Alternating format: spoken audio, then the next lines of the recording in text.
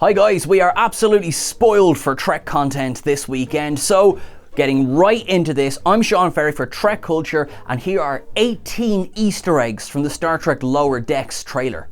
18. Try not to cryo. We see at the very start of the trailer, we see all four of our main cast, that's including Boimler, are standing on a satellite that seems to look exactly like the cryo-free satellite from Star Trek The Next Generation's episode, The Neutral Zone. They're in their space outfits, and then the Titan warps away. Good start. 17. Fem.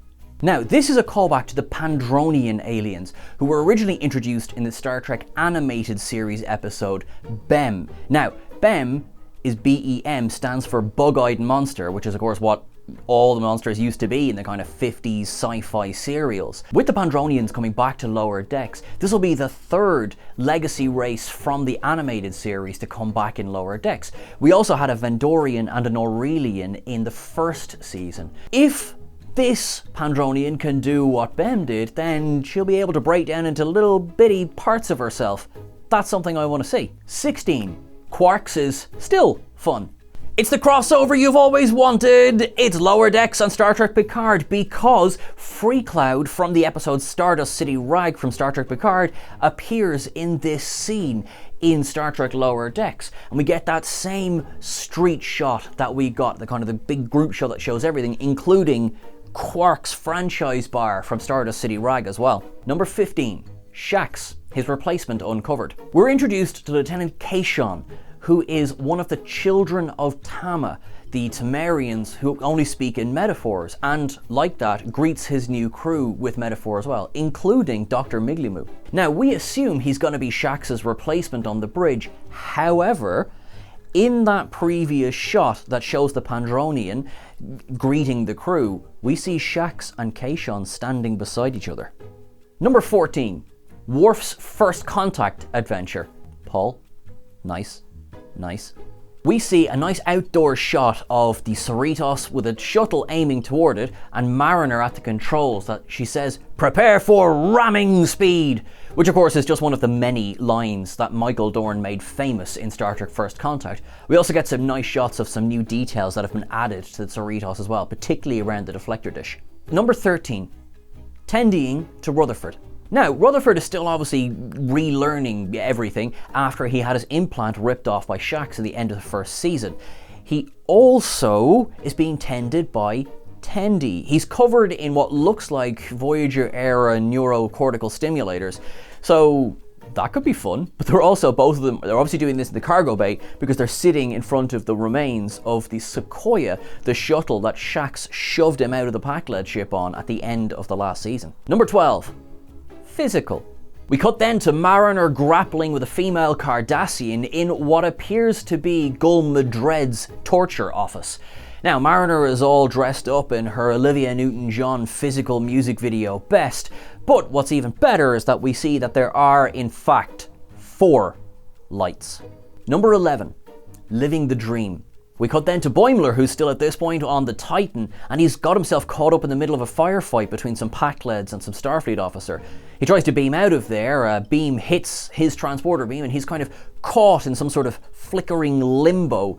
We then cut up to the Titan's transporter room, which looks almost identical to the transporter room aboard the Sovereign class Enterprise E. Number 10. Inflicting deep cuts. We get a shot of the Cerritos crew beaming into what appears to be a museum. Now, in this museum, you got to keep your eyes peeled. Just above the door, you've got Klingon Batleth and Mekhleth.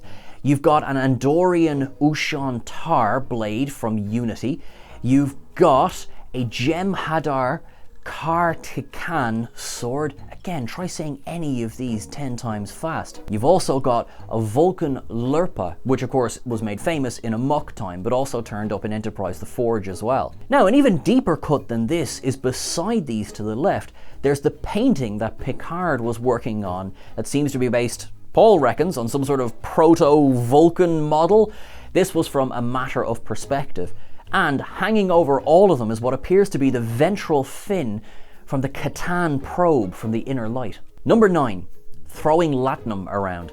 Now, first of all, this is not something that shocks me at all. This is exactly what Mariner would do to a group of Nausicaans. She just starts throwing gold bricks at them. The fun thing is that they seem to be standing in the very same bar that featured heavily in the episode Tapestry of the Next Generation, the Bonstal Recreation Centre. Now, this comes complete with cargo containers covered in nets, a Dom-Jot table, so you can assume there's going to be a Nausicaan going, "Human play Dom-Jot." But also up by the bar, there is a Benzite and some of those tail-headed aliens that were in Tapestry, but also used to walk the promenade of DS9 quite a lot. Number 8. Artificial intelligence insults. We see a couple of villains in this. One appears to have eaten Tendi, but then poops her out again. The other is, I'm so excited for this. It's an AI evil computer voiced by none other than Jeffrey freaking Combs. He is, of course, Shran from Enterprise, and he's every second character in DS9. Thank you, Paul, for that particular joke. I like that a lot. I love just everything about Jeffrey Combs, but also, you know, he's that kind of evil where he's bitchy. What does he say to Mariner? Lose some weight. So happy to have Jeffrey Combs back in Star Trek. Number 7. We'll always have Paris. Tom Paris is back in Star Trek. Now, he might be back in commemorative plate form, but he's still back. Robert Duncan McNeil is reprising the role in what could be a vocal cameo, because it seems to be a fume-induced hallucination on the part of Boimler, and yes, as a commemorative plate version of Tom Paris. Now, this plate is actually modelled on the Janeway plate that was released in the 90s by the Hamilton Group. Now, sometimes Star Trek is not very quick when it comes to releasing timely models, which is why I have the Titan there and not the Cerritos. However, Mike McMahon has already said that pre-orders for your very own Tom Paris commemorative plate are going to be available from August. Number 6. Dressed to insurrect. Boimler looks like he might be back in the Cerritos at this point. Well, he's certainly back with Mariner, because the pair of them are driving one of those Nemesis Dune buggies that also turned up in Second Chances like crazy through the streets. However, if you look closely, Boimler is wearing what seems to be a hybrid of the Lower Decks uniform and the white dress uniform that was introduced in Star Trek Insurrection. Now, that's all well and good, but Star Trek, that means I have to buy another uniform. Will you please wait until my next paycheck comes in, please? Number 5. Boimler of Borg. Boimler's assimilated! He seems to be recreating the scene of Jean-Luc Picard or Locutus at the end of Best of Both Worlds. So hopefully this is some sort of holodeck recreation? Please? I like Boimler. Number 4. Pakleds Go. Now, it looks like we're getting a rematch between the Titan and the Pakleds, as one of their ships that was shown in no small parts returns, which includes the Pakled ship that was introduced all the way back in TNG's The Samaritan Snare. We then get some shots of some of the Titan's crew as well, including what looks like a new green-skinned first officer taking over from the Saurian who was there at the end of Season 1. Now, noticeably missing is Commander Troy, and Mike McMahon was kind of cagey in an interview with Kent Walski earlier this year about whether Marina Sirtis would actually be returning for Season 2. Number 3. Crystalline comeback. Crystalline entity, anyone? Remember that lovely nice thing from Data Lore and Silicon Avatar? Well, that one was destroyed. Maybe this one's not that happy about that? Number 2. The Ferengi hand thing. Now, we see a bunch of Ferengi driving along in their own kind of dune buggy with a big cage at the front of it, and they seem to be kidnapping members of the Cerritos crew. We also see just to the edge of the screen that they have managed to capture a Mugatu as well. Now, that was featured a bit more heavily in the 30-second teaser earlier this year. That was introduced back in the original series, A Private Little War. Number 1, let's warp this up. End of the trailer sees Mariner being dragged away to the brig on the orders of her captain. One of the security officers dragging her away, we previously identified as a Zahian, but he's actually not. He's an Antaran.